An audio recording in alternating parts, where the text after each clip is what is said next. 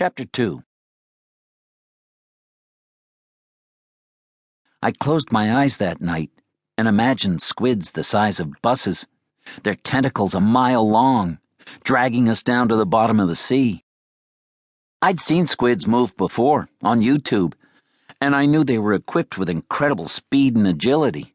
They could disappear in the blink of an eye, capture prey like a flash of lightning. If Ned Land was used to hunting whales, he'd be no match for a squid of the same size.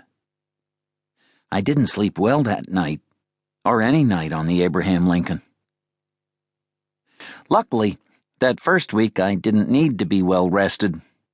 Nothing much happened. The first objective was to search the seas near Greenland, where the monster had last been seen. Apparently, there had just been an attack on a large fishing ship there, and 5 men had been lost. The ocean around was sky blue and dotted with icebergs, and immediately I wondered just how a giant squid would survive in water so cold. The squid or squids had been spotted in the Indian Ocean, too, which was surely about 50 degrees warmer than the water here. What kind of animal could withstand that kind of change in temperature? I didn't ask Uncle Pierre. I was always afraid a question would be too silly to ask, its answer too obvious. So we headed to the western coast of Greenland and arrived at Port Nuuk. We docked, and Uncle Pierre took me to talk to the locals for a while.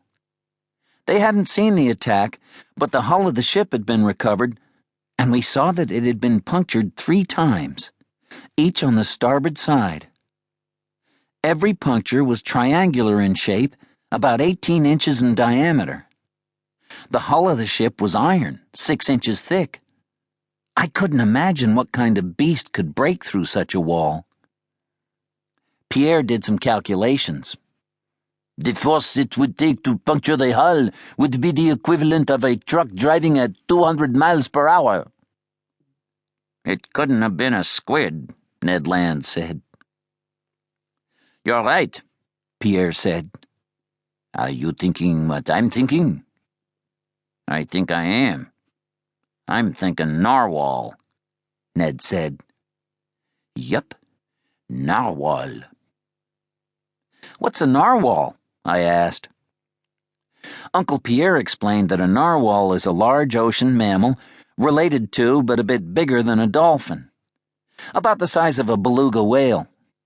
Like the beluga, it has smooth, milky white skin, but particular to the narwhal is a long horn extending from its head, sometimes as long as 5 feet. Unicorn of the sea, Ned said, and looked again at the punctures in the side of the ship's hull, as if wondering what I was wondering, whether the narwhal's horn was strong enough to do such a thing. If this was done by a narwhal, Uncle Pierre said, its horn would have to be about 10 times larger than any horn we've ever recovered.